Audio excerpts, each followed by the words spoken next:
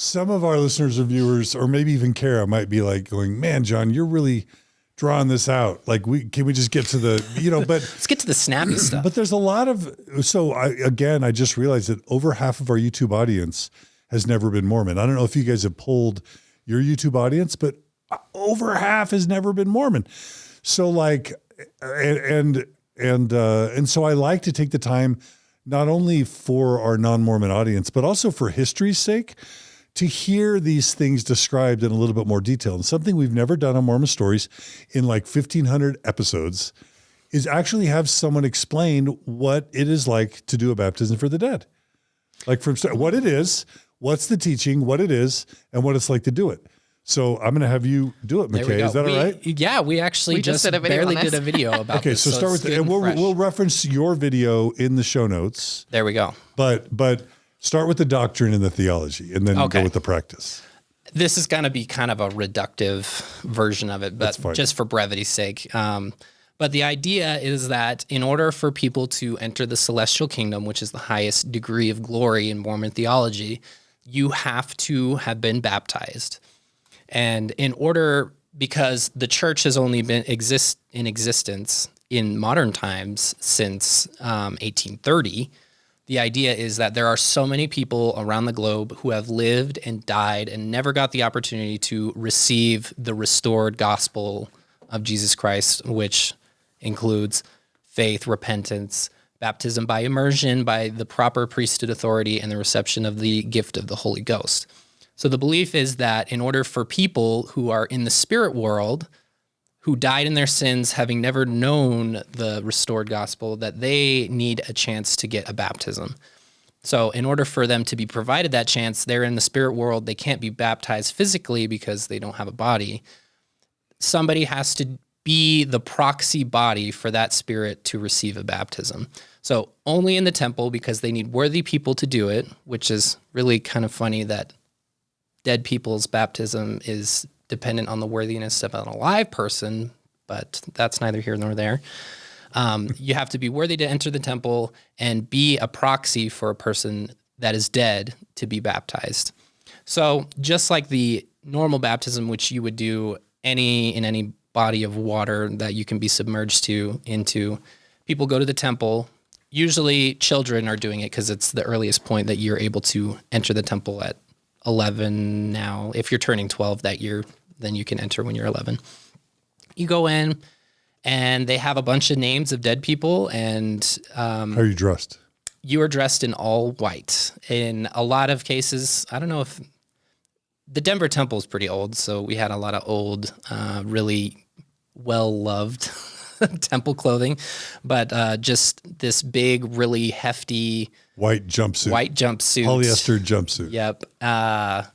Not soft at all. You would get little white tighty whities and socks, and you would strip down in a locker room, just so everybody's on the same page.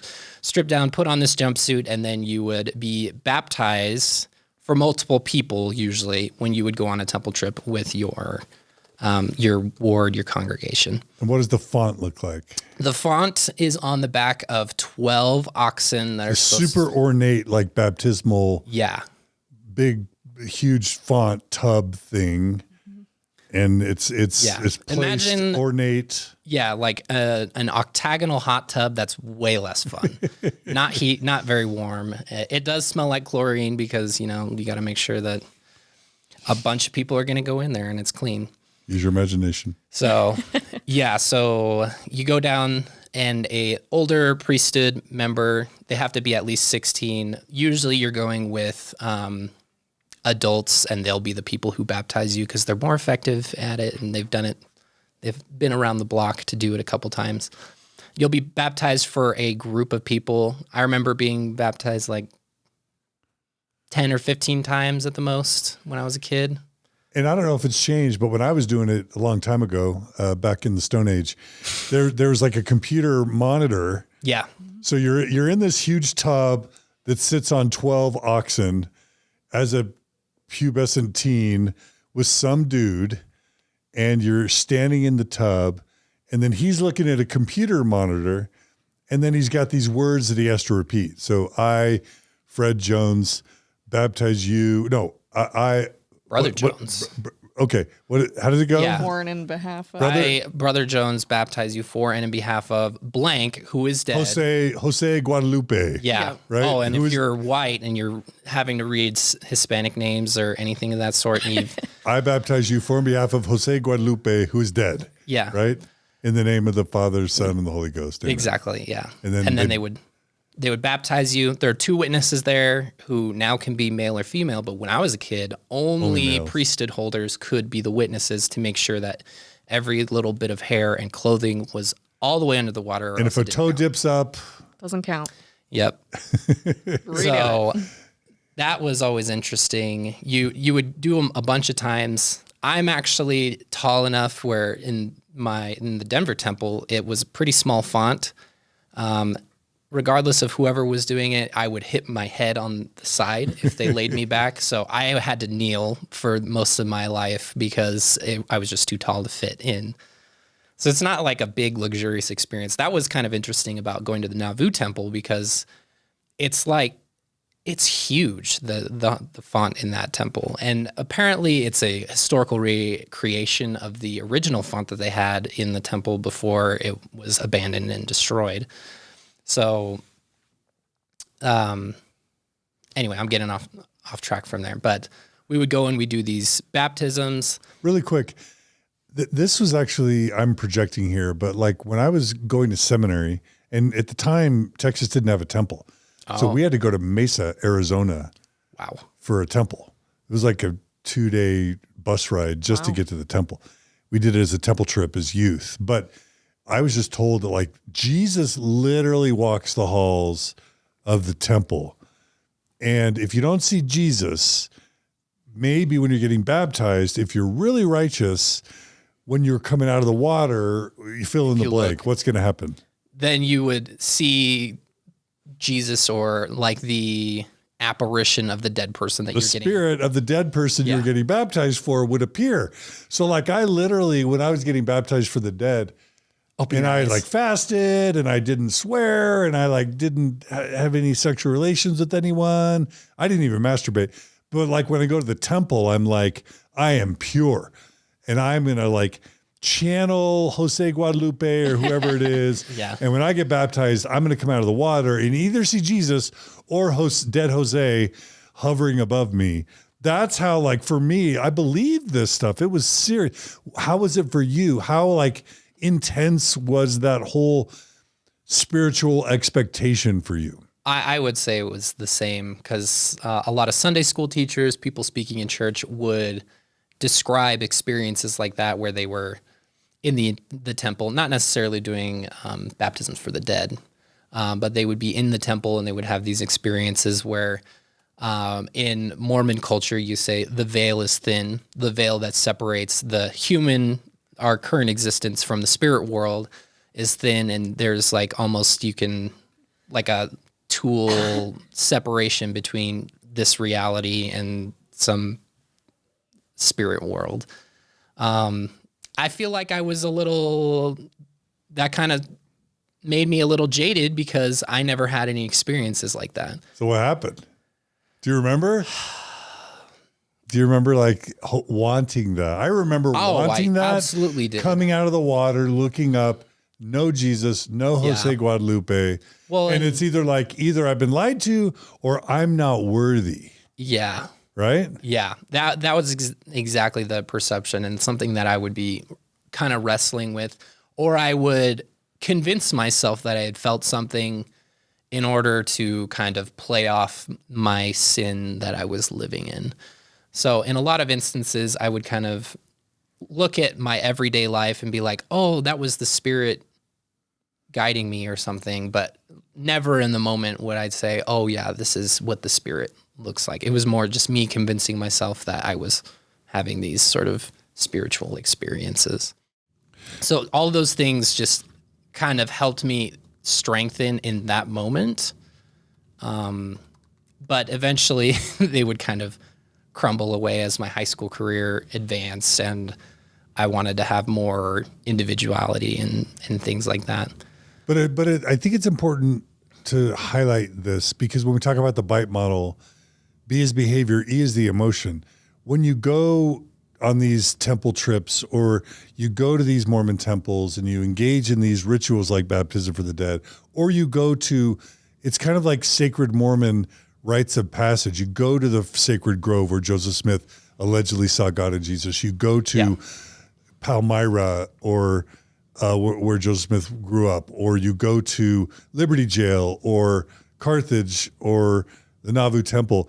You're being told all this whitewashed history, all these sanitized versions of like Joseph Smith is like Paul Bunyan or Babe in the Big Blue Ox, like like Hercules, or you're talked about as a teen like Joseph Smith was this paragon of virtue and strength and righteousness, and it conditions you to give your life to the church. Yeah. Right? It's what primes you to want to go on a mission and then want to get married in the temple and then want to commit to give your entire 10% of your income for your entire life to the church. Like all of this teen conditioning is what sets up a Mormon kid to jump on the Mormon train. Yeah. So it's important, right? Yeah. And I remember going to Carthage jail, and they talk about in the script in Doctrine and Covenants how he was led like a lamb to the slaughter. He knew Joseph Smith was led like a lamb to the slaughter with Hiram, his brother.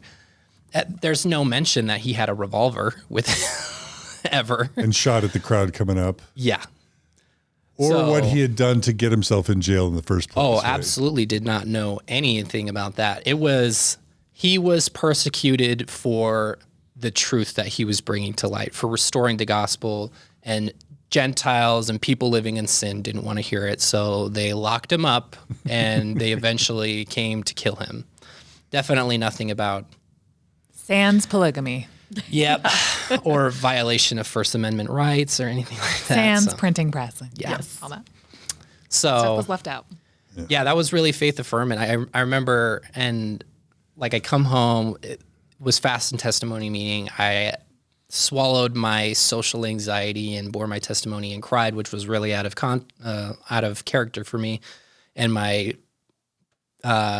priesthood leaders all like patting me on the back, like, "Oh, he's such a stud." And anyway, so I mean, you got everybody else around you saying that you doing the right thing, you're feeling the right feelings.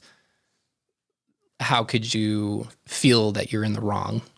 It's a social conversion. At the end of the day, most Mormon kids born in the church are socially converted in these teen years with all these youth experiences where all their parents and their loved ones are all saying, "Good job with your righteousness. Good job being worthy. Good job going to the temple. Good job deciding to go on a mission." Yeah. Good job choosing to get baptized at 8.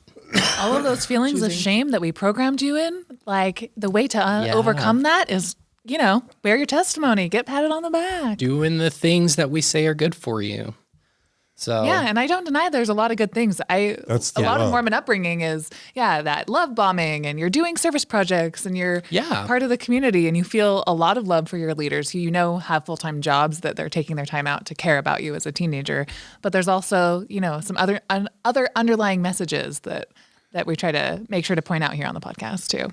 I mean, it's complicated because on the one hand, you're being taught to be kind, you're being taught to serve, to sacrifice your needs, to help others, to live a kind, loving, righteous life. And what's wrong with that? And to care about family and doing good in the world on the one hand. On the other hand, there's massive lack of informed consent because you're not being told the truth about everything you're being raised in. You're being taught an intentionally deceptive narrative that is the foundation of your allegiance. And there's massive undue influence because, as you just kind of made a slight joke, when you're 8, can you really make an informed decision? Or when you're 16 and everybody around you is love bombing you for doing the right thing, can you really make a decision without undue influence? Or are you sort of being lovingly coerced into a lifestyle that you don't fully understand until you're 20, whatever, right? Yeah. And like all my family, this was the lifestyle that they were participating in. And I'm not going to say like, I blame them for everything that happened in my life, because this is more about me and the choices that I made. And this was what my parents were raised up in too. They didn't know anything different. Yeah. Well, thanks for everyone's patience and us taking the time. I know this is a lot, but if you can just understand that we're also trying to help people who've never been Mormon understand what it's like to be Mormon. Yeah. So please bear with us. There are a lot of people who write us all the time and say, thanks for taking your time with this story, because we have, we come from outside and we have no idea. I'm sure you get that on your YouTube channel. Oh yeah. There's a lot of things that people it's a foreign concept because it is exclusive in Mormonism in a lot of cases, like baptisms for the dead. A huge misconception that we got for a really long time was, oh my God, they're digging up corpses and like throwing them in the water. Doesn't that make it gross? So yes, we wanted to clear up that misconception by setting the record straight. And I will take we are probably in a lot of circles, and you included, considered to be anti-Mormon, but we are trying to tell the God honest truth. So anybody saying that we are lying, I don't know what your motives are, because there's really no reason for me to lie about any of this stuff. It's typically people who are termed anti-Mormon that are helping the church progress better. Because I know on that video you guys talk about the Holocaust victims and people that are obviously died for their faith, basically, that the church, it wasn't until people started pushing and embarrassing the church, saying to stop doing that, stop baptizing our loved ones without the permission, they get to the church to change and be more respectful. So it's important to point those things out. Yeah, it is. And I probably go to bat for Mormons more often than anyone would think, and correcting the record and people saying oh, they do all these terrible things. Cause I don't think that any of my Mormon relatives or family members or close friendships or associations necessarily are evil people. It mostly just comes from the top down. So